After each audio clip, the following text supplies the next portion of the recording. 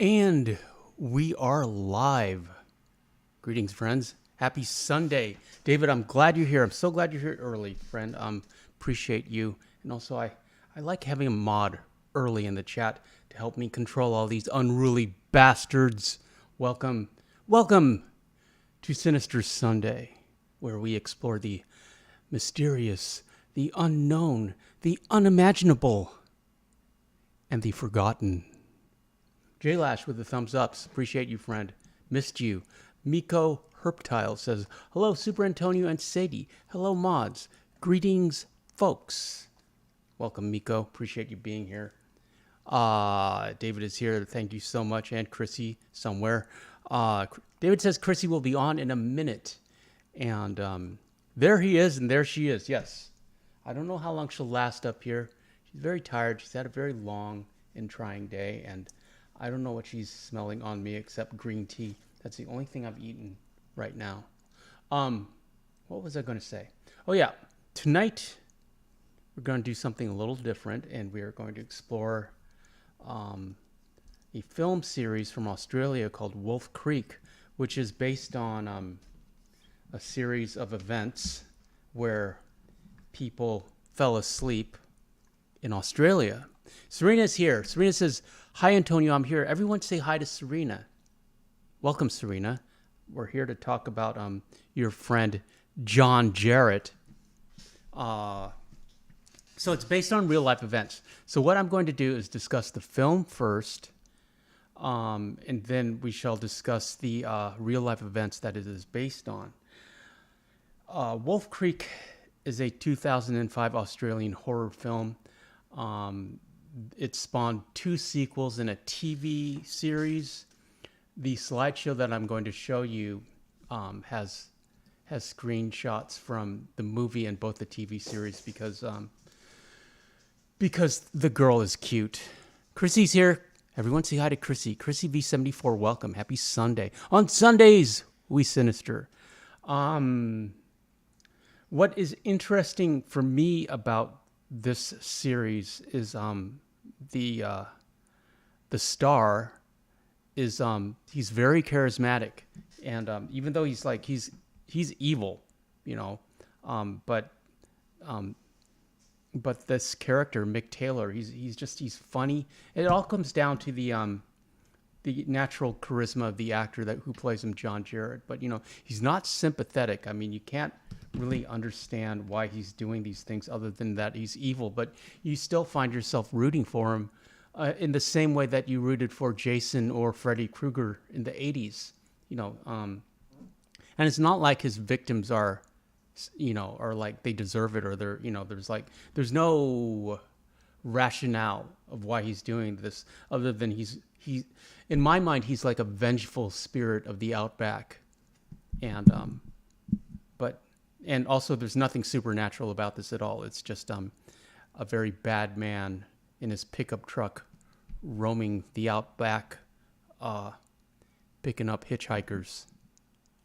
Anyways, we got a pretty full house tonight, and let's get started. Where's that?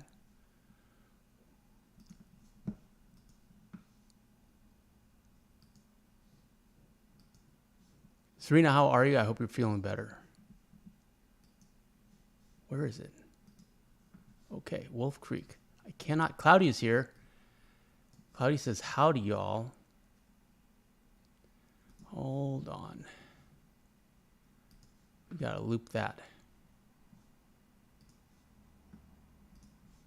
Okay, so we got this slideshow.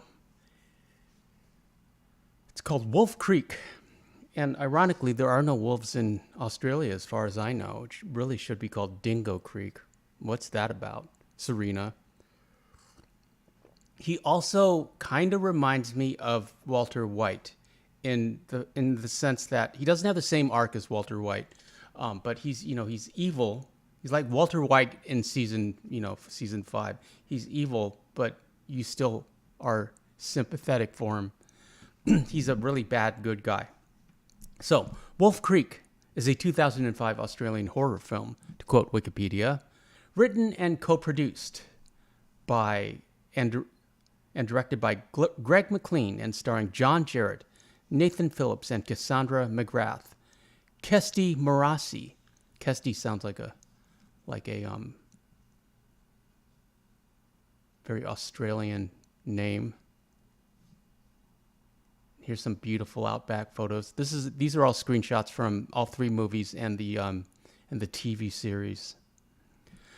The plot concerns three backpackers who find themselves taken captive and subsequently hunted by Mick Taylor, a sadistic, psychopathic, xenophobic, serial sleeper, canceller in the Australian outback. The film was ambiguously marketed as being based on true events, while its plot bore elements reminiscent of the real-life cancellations of backpackers by Ivan Milat in the 1990s and Bradley Murdoch in 2001, both of which McLean used as inspiration for the screenplay. And we're going to discuss those real-life events after we finish with the movie. It was produced on a tiny budget of 1.1 million Australian dollars, which is probably 50 American dollars. I'm sorry. Let's look up the exchange rate. That's mean to say. I didn't mean that, Serena. I really did. $1 USD to Australian dollar. Oh man, your Australian dollar is strong. Well, not, it's 148. What is it to Canada? I think you're on par with Canada. 136 in Canada. Okay. Wolf Creek, filming of Wolf Creek took place in South Australia. The film was shot almost exclusively on high-definition video, so it was cheap. It had its world premiere at Sundance Film Festival in January 2005. It was given a theatrical release in Ireland and the UK, followed by a general Australian release in November. Apart from the Northern Territory, out of respect for the pending trial surrounding the cancellation of Peter Falconio, he was one of the real life victims, I guess. Let's see. Peter Falconio was a British tourist who disappeared in a remote part of the Stewart Highway near Barrow Creek in the Northern Territory of Australia while traveling with his girlfriend, Joanna Leese. Yeah, so in the United States, it was released on Christmas Day on 2005 and distributed by Dimension Films.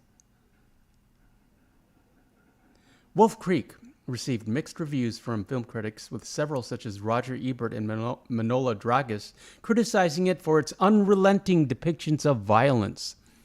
Other publications such as Variety and Time Out praised the film's grindhouse aesthetics, with the latter calling it straightforward depiction of crime and violence taboo-breaking.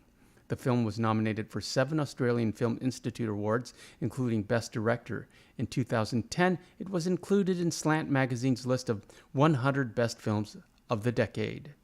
A sequel, Wolf Creek 2, was released in 2013, while a television spin-off ran from 2016 to 2017. A third film is in development.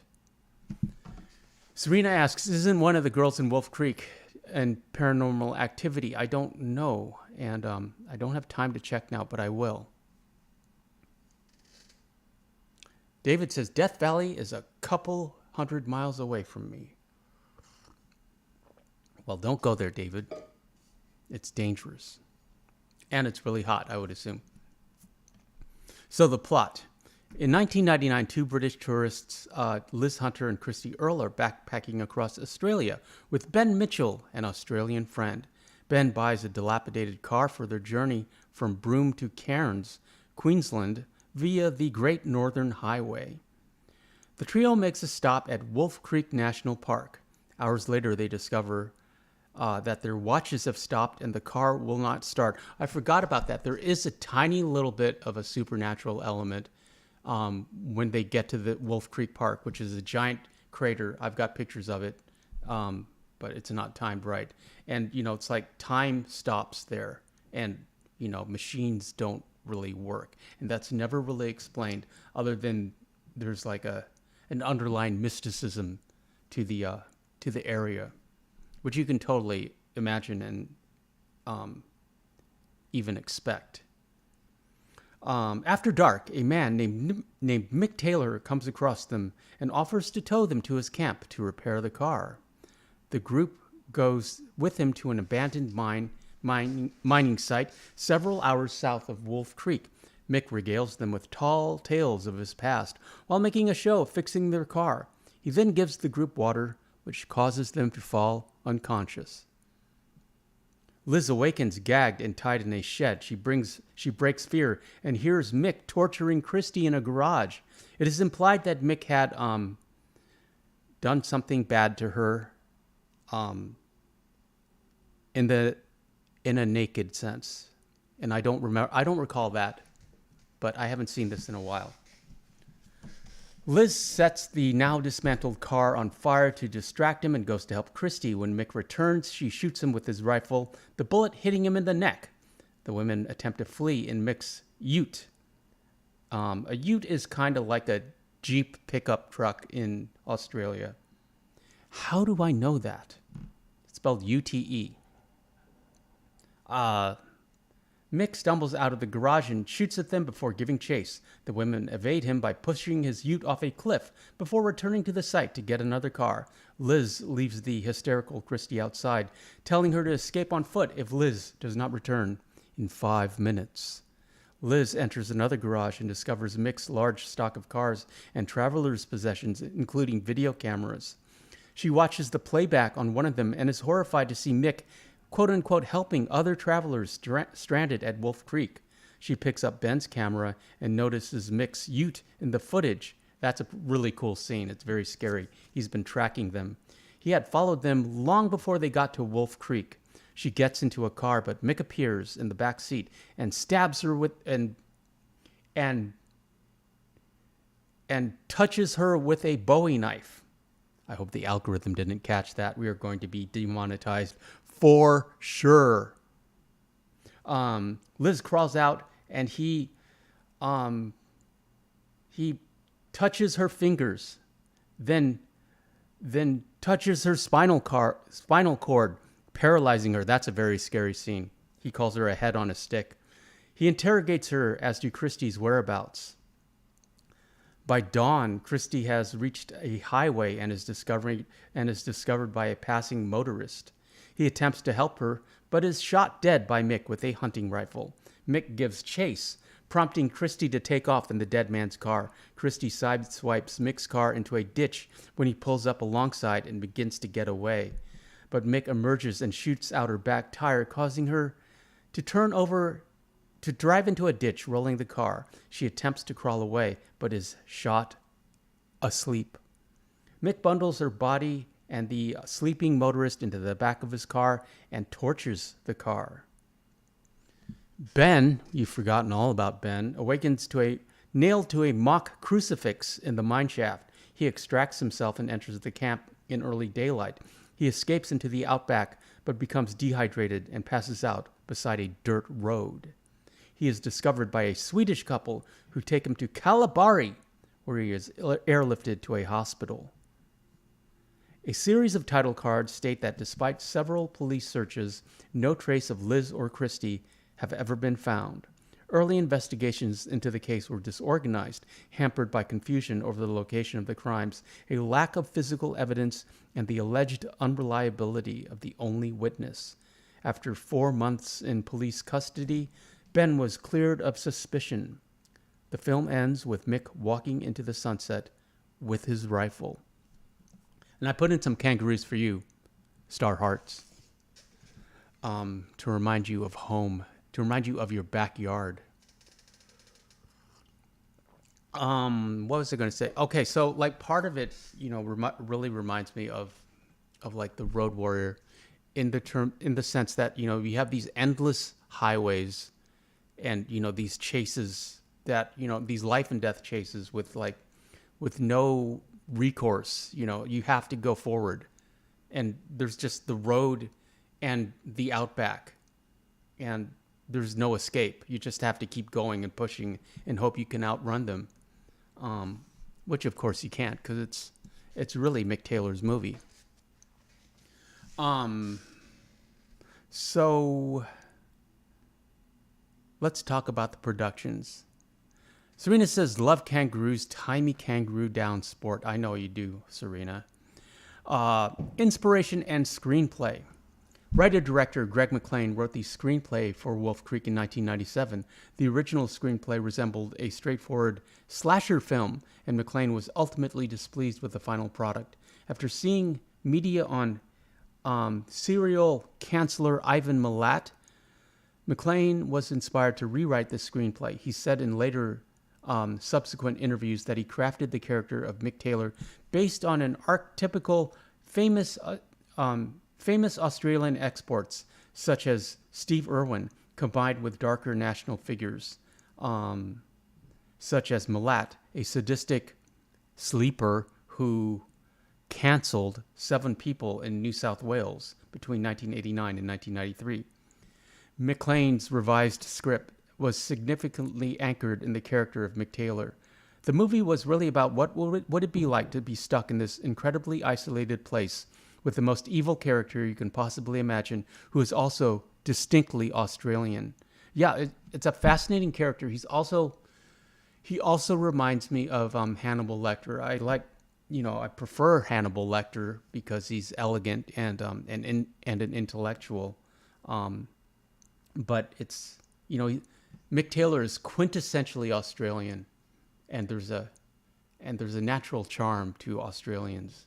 They can't help themselves, even if you're like super evil. The film contains,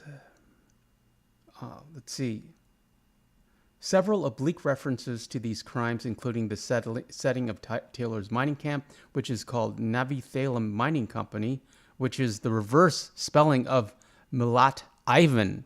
Interesting. Okay, well, we're going to be talking about that later. John Jarratt was cast in the role of Mick Taylor after having a meeting with McLean. Jarratt would later recall being significantly impressed by the screenplay, and McLean knew within 10 minutes of their meeting that he was the right actor for the role. Yeah, you click. You know when you know. And Cassandra McGrath, Cassandra is a pretty name, was cast as Liz, as McLean felt she had a relatable quality and that the character required. Nathan Phillips was cast in the role of Ben. McLean had known Phillips prior. They had met while preparing to work on a project that ultimately fell through. And Kesty Morassi was cast as Christy after a different actress had to drop out of the film. Incidentally, Morassi was scheduled to take a personal backpacking trip abroad when she was offered the role. Wolf Creek was a considerably low-budget production made for around 1.4 million Australian dollars with a minimal crew. Producer David Lightfoot stated that the filmmakers wanted to make a $5 million movie on a $1 million budget. The film was shot digitally and mostly handheld, aside from a few static composite shots. Filming took place over 5 weeks in Australia's winter months of 2004, almost entirely in South Australia. Aerial shots of the crater, however, show the genuine Wolf Creek crater. The interesting thing about filming handheld is you get this weird, like, very subtle jiggle. I mean, with a professional camera, it's, even if you're on a gimbal, it's going to, and that adds an element of a disquieting element to the editing and and the viewing process. That it's not like shaky found footage cameras where they're deliberately trying to make it look like it's like an amateur filmed it, but it's very subtle. Battlestar Galactica, the remake, used a lot of handheld that really it adds an element of disquietness or nervousness to the viewing process. And it's a very cheap, effect that you can use to your great advantage. Filming took place over 5 weeks in Australia's winter months of 2004, almost entirely in South Australia. Forgive me, Serena. The The film is set in a real location. The actual meteorite crater location is called Wolf Creek with an E. I think it's based on somebody named Wolf.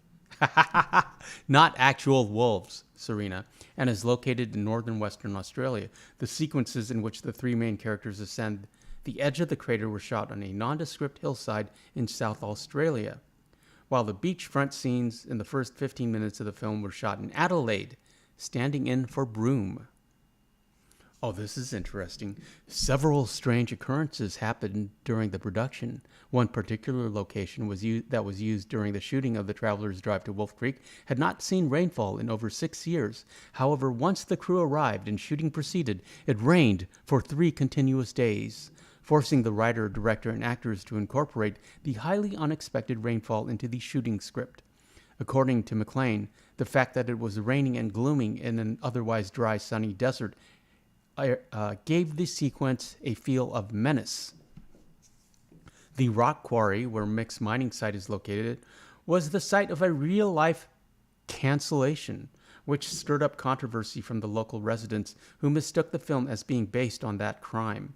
According to director McLean and others, Jarrett went to extremes in preparing for his role as Mick in a bid to emulate as close as possible the real-life serial canceller Ivan Milat. He spent significant time alone in the isolated outback and went for weeks without showering. He was a method actor. Since the film had a relatively low budget, many of the action scenes involved the real actors. For example, after running through the outback barefoot when her character escapes, star Kesty Morassi ended up with hundreds of thorns and nettles in her feet. During the shooting of Morassi's let's call it a tickle scene. I don't know if we were allowed to say that word. Her non-stop screams and crying began to discomfort and unsettle the crew. Executive producer Matt Hearn said the female members of the shooting crew were brought to tears by it, as if someone was actually being tickled. Mama One's here. Greetings, Mama One. How are you? Happy Sunday. On Sundays, we Sinister. And I'm sure the director was like, yeah, this is great. If it's like upsetting the crew members, it's going to, we've got a hit on our hands. Post-production. The original cut of Wolf Creek ran for 104 minutes. However, 5 minutes of the film were excised in post-production.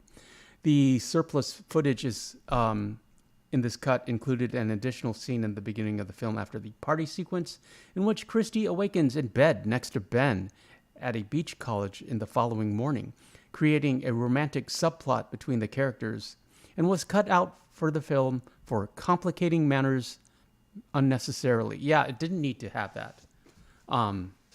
The other additional footage took place when Liz returns to the mining site after leaving Christy behind, rather than immediately entering the car garage as she does in the theatrical cut. She finds a revolver and fills it with cartridges, and then explores an abandoned mine shaft in order to search for Ben. She subsequently drops her pistol into the shaft, climbs down inside to find dozens of decomposing bodies.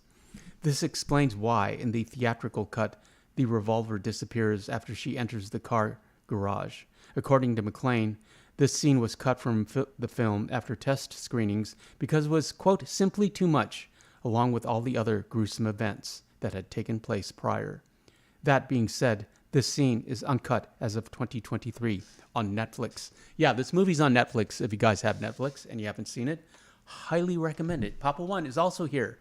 Greetings, Papa One. On Sundays, we Sinister. Box office... blah, blah, blah. Critical response. Contemporaneous. On Rotten Tomatoes, the film has an approval rating of 54%.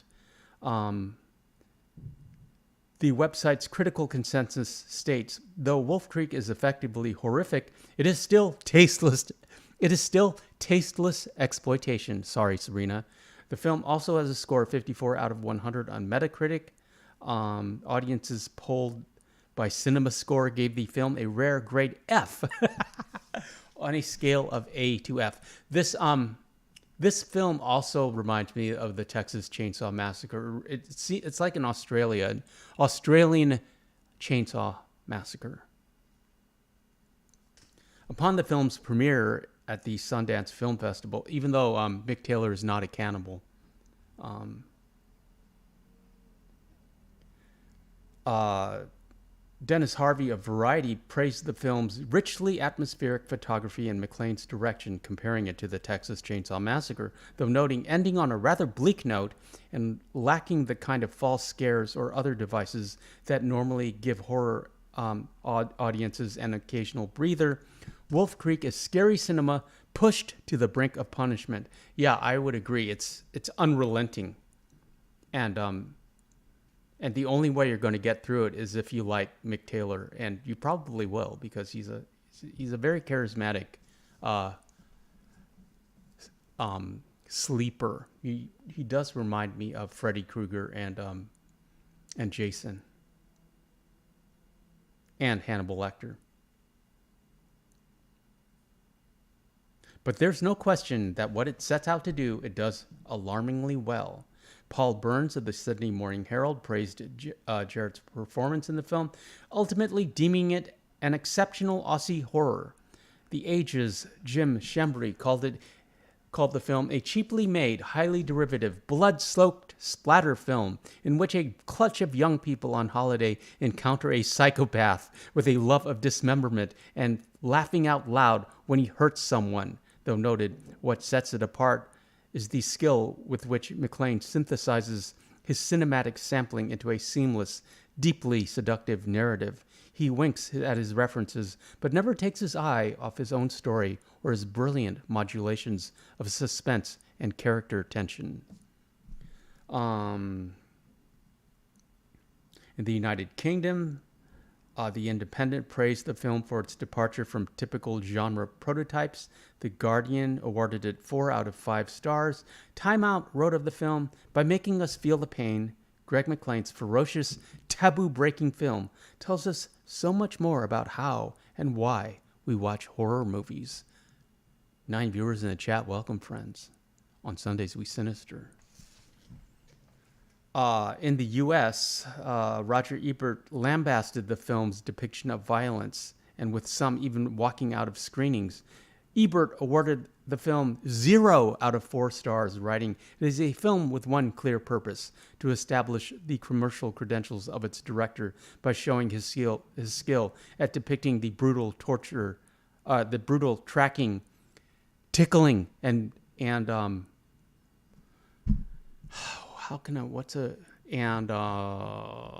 alteration of screaming young women.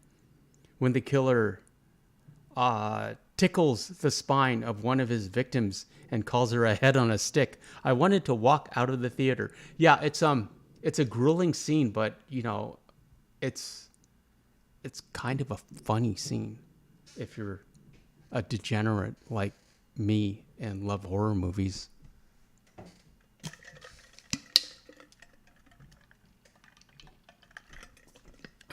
Similarly, the Seattle Times film critic Moira MacDonald wrote that The Wolf Creek was the first film she ever walked out of.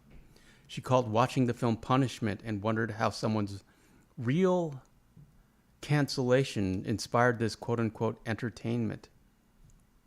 So yeah, they hated the film upon release, but in retrospective, now it is cited as Wolf Creek has been cited as one of the several films released in the mid-2000s that initiated a substantial boom of Australian horror films. Film critics David Edelstein and Bilge Ebery placed the film at 25th on their list of 25 best horror films since The Shining in a 2010 retrospective. Slant magazine included the film in its list of 100 best films of the past decade. In 2018, Esquire listed it as the 14th scariest film of all time. John Carpenter's The Thing bombed. Most of John Carpenter's movies bombed upon release, and now they're hailed as classics, and I love them. So you can't really listen to critics or the box office, The film has also received scholarly attention in a companion to the horror film 2017. Film scholar Harry Benshoff cites Wolf Creek as a distinguished example of the tickle porn subgenre, noting its detailed character development, compelling performances, and sustained use of dread as key features. Additionally, he praises the film's cinematography and sound design, which mirrors the development of narrative intensity. Historian Elise Rosser, Elise is a nice name, discusses Wolf Creek as a notable example of rural outback horror, which subverts rural idealism to render the outback as a place for monsters. Additionally, Rosser observes how McLean draws upon Australian cultural memories of violent and shocking crimes, inverting the Australian trope of the larnakin to personify monsters waiting in the outback. A larnakin is an Australian English term meaning a mischievous young person, an uncultivated, rowdy but good-hearted person, or a person who acts with apparent disregard for social or political conventions. Oh, it's larrikin. Are you a larrikin, Serena Starhearts? Do you know any larrikins? Do you still say that? Is it like saying hoodlum or whatever? Okay. Anyways, there were 2 sequels. Well, there's a Wolf Creek 2 and a Wolf Creek TV series. I believe those are both on Netflix as well. And I saw the Wolf Creek series on Netflix. I'm pretty sure I did. And then they're working on a Wolf Creek 3. They keep going on. Okay, so I told you we would talk about the facts behind these events. It is technically based on a true story, like Serena said. Serena was not lying for once. Serena, you never lie. I'm sorry, I apologize.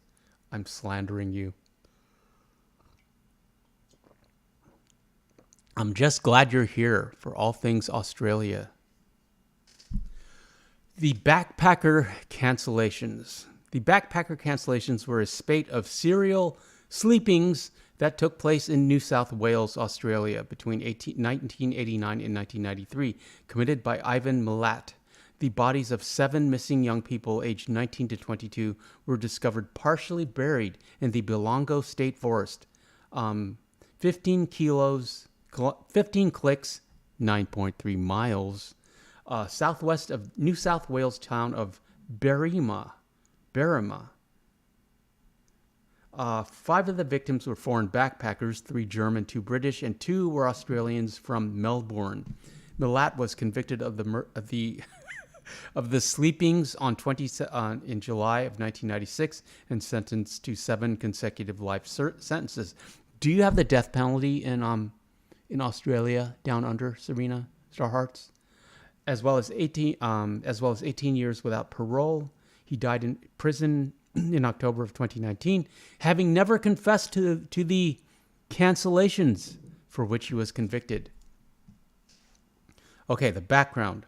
Up until the mid-1990s, hitchhiking in Australia was viewed as adventurous and inexpensive, if not completely safe, means of travel. However, unsolved Australian missing person cases, such as that of Trudy Adams in 1978, Tony Jones in 1982, Naoko Onda in 1987, and Anna Rose Leva in 1991, led those who still hitchhiked to begin to travel in pairs for safety.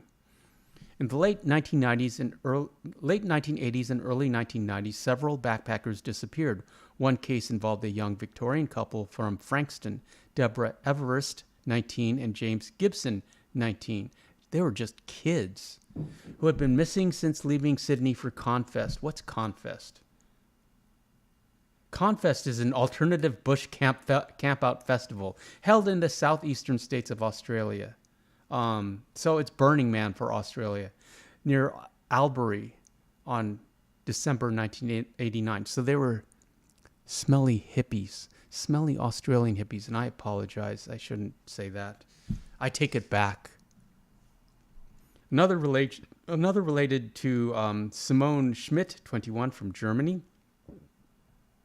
who had been missing since leaving Sydney for Melbourne. Similarly, a German couple, Gabor Neugebauer and Anja Habschild, 21 and 20, had disappeared after leaving a King's Cross hotel in Mildura, that's in northwest Victoria, in December of 1991. Another involved missing British backpackers Carolyn Clark and Joanne Walters, 21 and 22, who were last seen in King's Cross in April of 1992.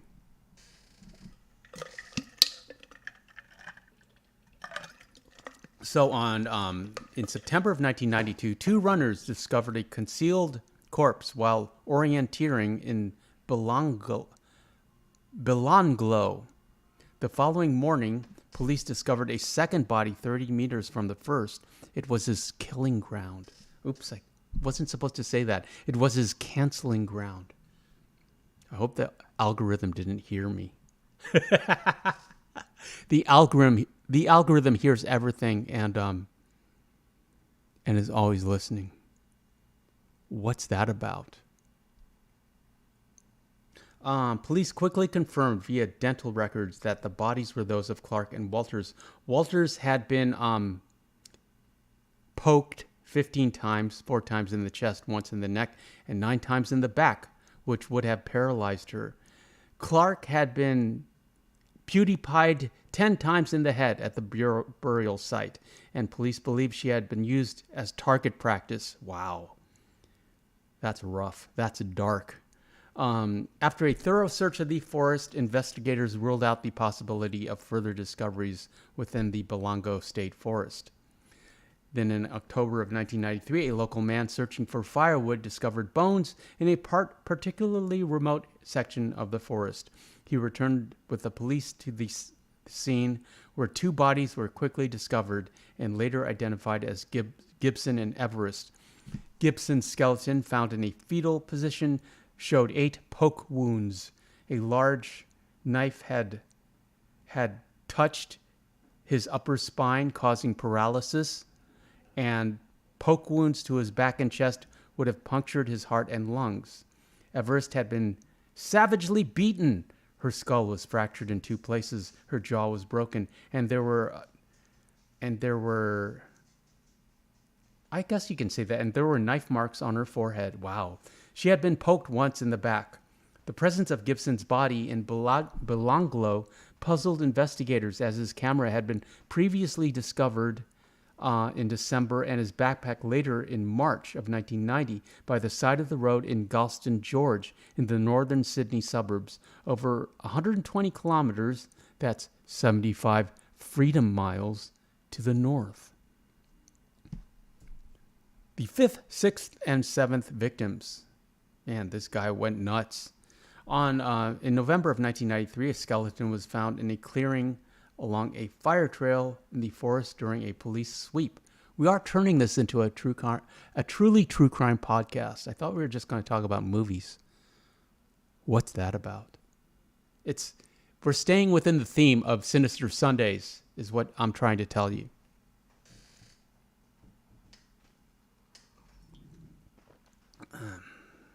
It was later identified as that of Schmidt and bore at least 8 poke wounds, 2 that had severed her spine and others that would have punctured her heart and lungs. Clothing found at the scene were not Schmidt's, but matched that of another missing backpacker, Habschied. The bodies of Habschied and Neugebauer were then found on a nearby fire trail in shallow graves 50 meters apart. Habschied had been... I'm sure I can't say that word. Habschied had been head displacement, and despite an extensive search, her skull was never found. And Neugebauer had been PewDiePied in the head 6 times. There was evidence that some of the victims did not die instantly from their injuries. Search for the serial canceller. In response to the finds, Task Force Air, containing more than 20 detectives and analysts, was set up by the New South Wales Police. In 1993, the New South Wales government increased the reward in relation to the Belongo serial cancellations to $500,000. Public warnings were also given, particularly aimed at the international backpackers, to avoid hitchhiking along the Hume Highway. Have you ever hitchhiked along the Hume Highway, Serena? Don't. Don't hitchhike at all, please. Just stay home and play the video games that David sent you. We need to keep you safe. After developing the profile of the killer, the police faced an enormous volume of data from numerous sources. What's link analysis? Investigators applied link analysis, which is a data analysis technique used to evaluate relationships between nodes, organizations, people, and transactions. It sounds like a very primitive analog algorithm. Link analysis technology to road and traffic authority vehicle records, gym memberships, gun licensing, and internal police records. As a result, the list of suspects was progressively narrowed to a relatively short list of 230, then to an even shorter list of 32. There were similar aspects to all of the cancellations. Each of the bodies had been dumped in a remote bushland and covered by a pyramid of sticks and ferns. Forensic study determined that each had suffered multiple poke wounds to the torso and showed many signs of unconsensual assault. The killer... I did it again. The canceller, probably a local with a four-wheel drive, had evidently restrained and spent considerable time with each of the victims, both during and after the victims, as campsites were discovered close to the location of each body, matching 22 bullets, shell casings, and cartridge boxes with two weapons also linked to the crime scenes. Speculation arose that the crimes were the work of several cancellors, given that most of the victims had been attacked while, as in pairs, had been killed in different ways and buried separately. On November in 1993, police received a call from Paul Onions in the UK. In January of 1990, Onions had been backpacking in Australia, and while hitchhiking from Liverpool Station towards Mildura, had accepted a ride south of Casula from a man known only as Bill, south of the town of Mittagong. Have you ever been to Mittagong, Serena? And less than 1 kilometer from Belongo State Forest, Bill stopped and pulled out a revolver and some ropes, stating it was a robbery, at which point Onions managed to flee while Bill pursued and shot at him. Onions flagged down Joanne Berry, a passing motorist, and together they sped off and described the assailant and his vehicle to the Bowray police. In April of 1994, detectives refound the note regarding Onions' call and sought out the original report from the Bowray police, but it was missing. Fortunately, a constable had recorded details in her notebook. Onions' statement was corroborated by Berry, who had also contacted the investigation team, along with the girlfriend of a man who worked with Ivan Milat, who thought he should be questioned over the case. Paul Onions. First thing I would do when I turned 18, I don't care, I honor my family, but I don't think I could live with the name Onion a second longer.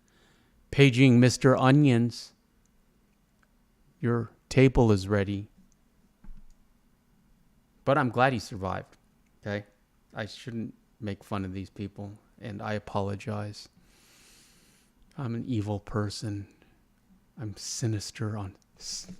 I can't keep that up. How's everyone? Is everyone enjoying the Sunday Sinister stream? You're all talking amongst yourselves. Sadie has moved her crate. I'll bring her back after we wrap up. In February of 1994, police surveillance of the Milat house at Cinnabar Street, Eagle Vale, commenced. There are no eagles as far as I know, in Australia. Police learned that Milat had recently sold his silver Nissan Patrol four-wheel drive shortly after the discovery of the bodies of Clark and Walters. Police also confirmed that Milat had not been working on any of the days of the attacks, and acquaintances also told police about Milat's obsession with weapons. Milat's brother Bill, he got turned in by his brother, who had often had his identity used by his brother for work or vehicle registrations, was questioned by investigators. When the connection between the Belongo cancellations and Onions' experience was made, Onions flew to Australia to help with the investigation. In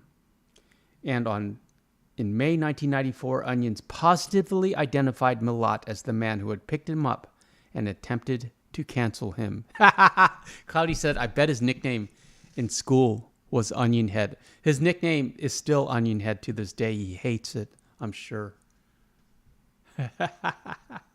And Serena says, LOL, no, Antonio. I did it once with friends. Never again will I hitchhike.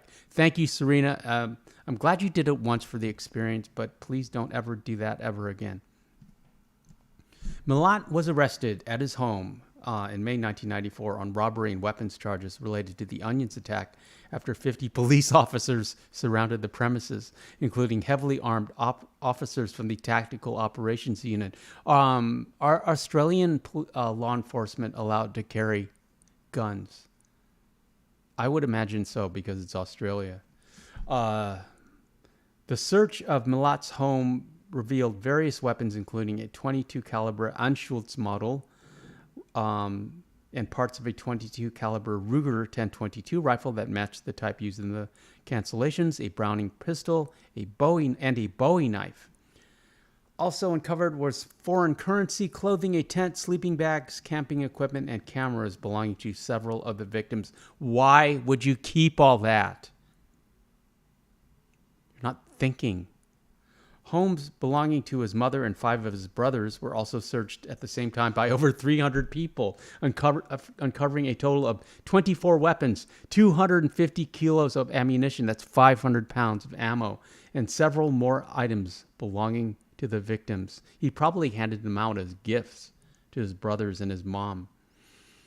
Milat appeared in court in May, but he did not enter a plea on Milat was also charged with the 7 backpacker cancellations. In June, Milat sacked his defense lawyer, Marsden, and sought legal aid to pay his defense. Meanwhile, brothers Richard and Walter were tried in relation to weapons, drugs, and stolen items found on their properties. A committal hearing for Milat regarding the cancellations began on October and lasted until December, during which over 200 witnesses appeared. Based upon the evidence at the beginning of February 1995, Milat was remanded in custody until June of that same year. In March 1996, the trial opened at the New South Wales Supreme Court and was prosecuted by Mark Tedeschi. His defense argued that in spite of the evidence, there was no non-circumstantial proof that Milat was guilty, and attempted to shift blame to the other members of his family, particularly Richard. 145 witnesses took the stand, including members of the Milat family, who endeavored to provide alibis. And on 18 June, Milat himself. On 27 July 1996, after 18 weeks of testimony, a jury found Milat guilty of the cancellations. He was given a life sentence on each count without possibility of parole. He was also convicted of the attempted cancellation, false imprisonment, and robbery of Onions. Good old Onion Head, for which he received 6 years jail each. Other developments. I got a little bit of water.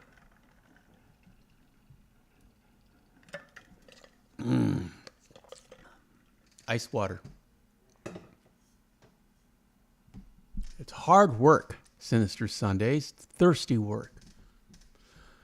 Police maintain that Milat might have been involved in more attacks and cancellations than the 7 for which he was convicted, based on MO similarities. Examples include Karen Rowland, 20, found in the Fairbairn Pine Plantation in May 1971. Peter Letcher, 18, missing November 1987, found in the Jenolan State Forest in 1988. And Diane Finaccio, 29, disappeared 6 September 1991, found in the Talaganda State Forest in November of 1991. Further, given the possibility of an accomplice, maybe one of those brothers, the murder cases were kept open. In July of 2005, Malat's former lawyer, Marsden, made a deathbed statement in which he claimed that Malat had been assisted by his sister, Shirley Swar, who died in 2003, in the cancellation of the 2 British backpackers. In 2001, Malat was ordered to give evidence at the inquest into the disappearances of the Newcastle area of 3 other female backpackers, Leanne Goodall, 20, Robin Hickey, 18, and Amanda Robinson, 14. Oh, she's just a kid. That's sad. A related cold case is that of Gordana Kotevsky, 16, who disappeared in 1994. Although Malat was working in the area at the time of the crimes, no case has been brought against him due to a lack of evidence. Similar inquiries were launched in 2003 in relation to the disappearance of 2 nurses, and again in 2005 relating to the disappearance of hitchhiker Annette Briefa, but no charges were laid. In a 2010 media interview, Onions described how he accepted but did not use a $200,000 reward granted for his part in the conviction of Malat. That's good. Good old Onion Head.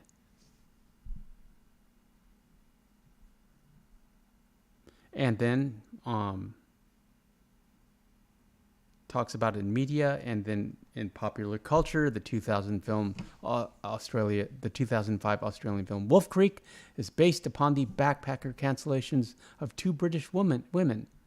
A sequel, Wolf Creek 2, was based on the backpacker murders of 2 Germans and was released in 2013. It's interesting because the Wolf Creek 1 focuses on females and Wolf Creek 2 focuses on males. You know, because traditionally the serial counselors go after females because there's a sexual element to it, which adds a titillating element to the movie. And also, like men are going to fight back. Men are going to be a more dangerous game, but not for McTaylor. That always bothered me about this serial counselor in Red Dead Redemption 2, that all his victims are male. Because, with Jack the Ripper and everything, they would have to be female. Or you would think that they would be female. At any rate, that is what I have on Wolf Creek and the backpacker cancellations. I apologize for my self-censorship as we try to keep this this stream both family friendly and still monetized. How's everyone? Mama 1, what did you have for dinner? Papa David, what did you have for dinner? I know what Serena had for afternoon tea. Ham and cheese toasties. I went to the Cheesecake Factory again. What's that about? There's family in town, and my nephew wanted to go to the Cheesecake Factory, and I love it there. So I went again. Yeah, Serena, we can hang out for a little bit if you care to. It's like I got to catch up with you guys. What was I going to say? Yeah, so I went to the Cheesecake Factory, and I had this thing. What is it called? It was a new thing. It was a new item menu. It was called like a lemon piccata chicken. It was basically a Parmesan chicken with this like lemon and caper sauce served with asparagus. It was on their skinny menu. And normally I don't order from that menu, but I wanted to have a milkshake. I was really craving a milkshake, so I just figured everything would balance out if I got something. And it was really good. I didn't need and also I knew we were going to get sliders, so I had a slider and that like pounded thin Parmesan chicken breast with lemon and capers, and and asparagus and a delicious milkshake. However, COVID is, since the pandemic and with inflation, shrinkflation, everything's smaller. But you used to get like a milkshake and then like the tin thing that it comes in. So you'd get like extra milkshake. And also it was like in a pint glass, and it was not in a pint glass anymore. It was in like, like a glass smaller than a pint glass. It was shaped like a pint glass, but it was like 75% of a pint glass. So the glass was smaller. You did not get that aluminum thing with like an extra half milkshake in there. I'm sure it was the same price, if not more, but it was still pretty good. David says, don't forget to hit that like button. Yes, David. Mom one says, I must say, I was talking to a friend about a book I'm reading on Gary Ridgway, and I refer to him as a serial counselor due to hearing you. Yeah, Mama one, fortunately, the algorithm isn't listening in real life, hopefully. Not yet, at least. Miko says, oh, wait, we're still here. Yeah, we'll hang out for a bit, Miko, unless you need to have a pressing engagement. You're always welcome to check in and check out. Did anyone talk about food? I'm scanning here. Horses, Mustangs. Sydney, Australia. Shout out to Sydney. Ham and cheese toast. Yes, I knew you did. Chrissy says they had stuffed bell peppers, mashed potatoes, and sunflower salad. What is a sunflower salad? I'm looking that up right now. Is that with sunflower seeds? I do like sunflower salad.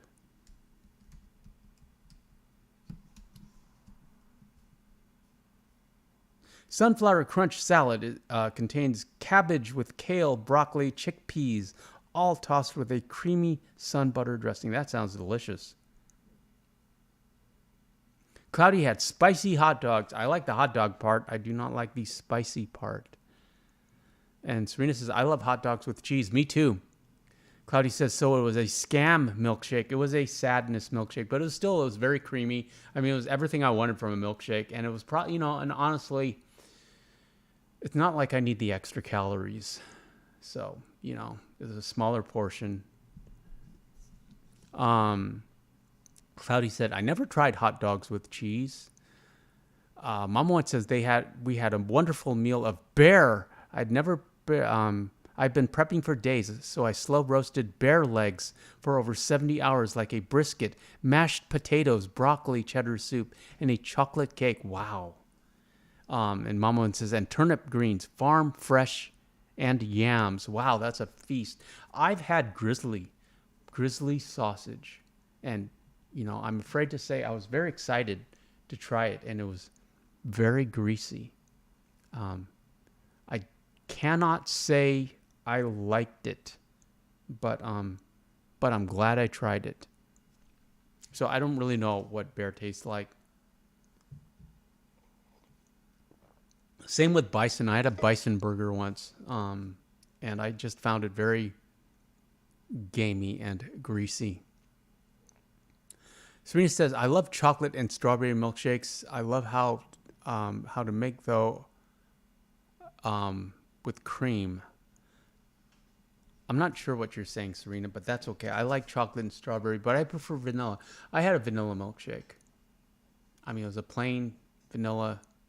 They don't really go nuts. I mean, they just have chocolate, strawberry, and vanilla there because they expect you to go nuts with the cheesecake, and that's where you get all the variety of stuff. David says, bison? Yes. Cloudy says, well, bear tastes like bison. Hey, come back here.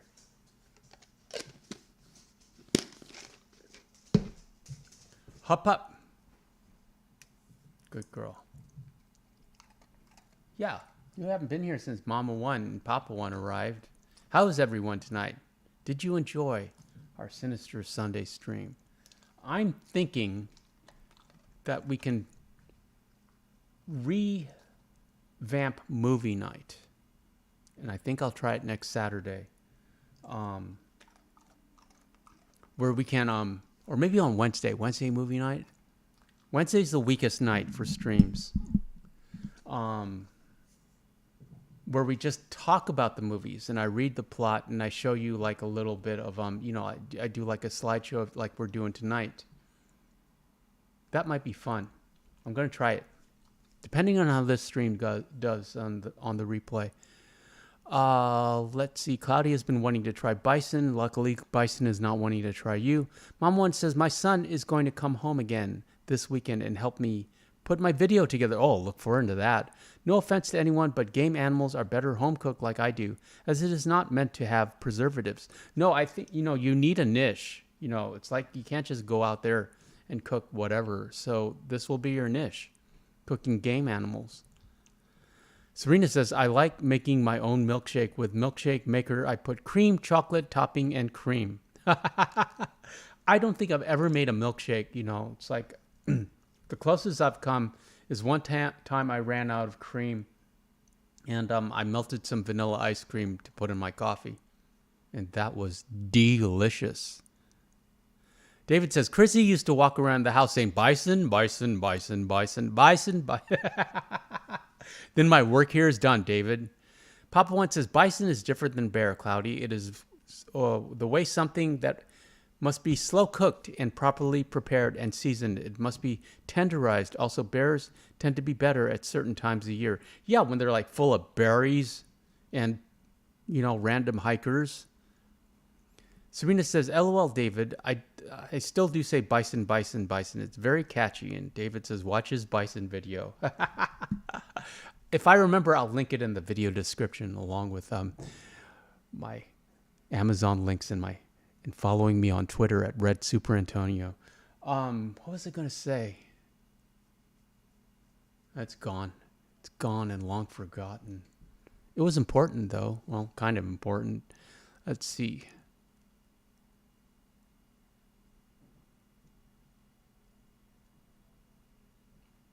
Well, I'm glad all of you were here. Miko says, Hosea will love that. He was weaned on bear meat. Yes, indeed he was, Miko Herptile. Shout out to the Philippines. I don't think there are any bears in the Philippines. Do you guys have like any kind of... you got like scary dinosaur type lizards, but you don't have like... Maybe you don't have any like wolves or... it's a bunch of islands. So what are your natural predators apart from sharks, Miko? Like on the island, is there anything? Or they're like pumas or tigers or something. Mama One says, when I can live stream, maybe I will do a bear slow roasted brisket to show how much work it takes, which is why it is a special meal. Oh, that's what I want to talk about. There's a region in Spain, Iberia, which is famous for its pigs because they feed them a diet of like a very special diet of here, let's look it up. It's like walnuts and berries. Iberian ham diet. Acorns, wild grass, and somebody blink. What's happening? Oh, Todd just subscribed. Thank you, Todd. Appreciate that. Yeah, it's supposed to be the most tender ham in the world. It is the Kobe beef of ham. And my mom tried it when she was in Spain and told me about it, but she couldn't bring any back. It got confiscated at the border because I wanted to try it. What's that about? Miko says saltwater crocs, large reticulated pythons, monitor lizards, and venomous snakes. Yeah, so dinosaurs, basically. Okay, you and Serena have a lot to talk about. Maybe your saltwater crocs can fight Serena's giant spiders in a battle to the death. Who would win? Pop One says, I read where the Russian Navy reported seeing a saltwater crocodile in the ocean in international waters. And Serena says, okay, Pop One, never had crocodile before. Oh, Pop One said, Serena, crocodile is mighty tasty. And Miko says, and some people also eat them as well.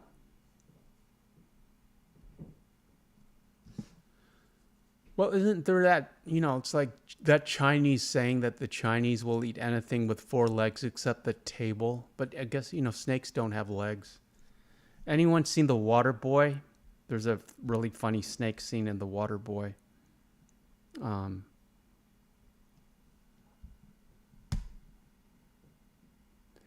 anyways, I really appreciate all of you being here, friends.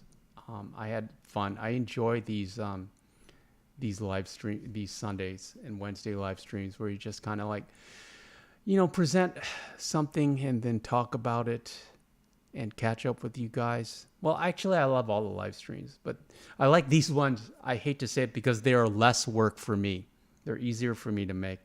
But I, as always, enjoy your company. Marston Mondays returns tomorrow night. Not exactly sure what we'll do, but I'll think of something. Hopefully you'll be here. I hope to see you. Enjoy the rest of your evening. Have a great start of the week. And always remember, on Sundays, we sinister. I don't know what that means. I haven't really figured out exits for you. Shout out to the mods, Serena and David and Mama One and Papa One and Chrissy, of course. And Odog, miss you, friend. Miko and Cloudy and everyone in the chat, thank you for being here, and I shall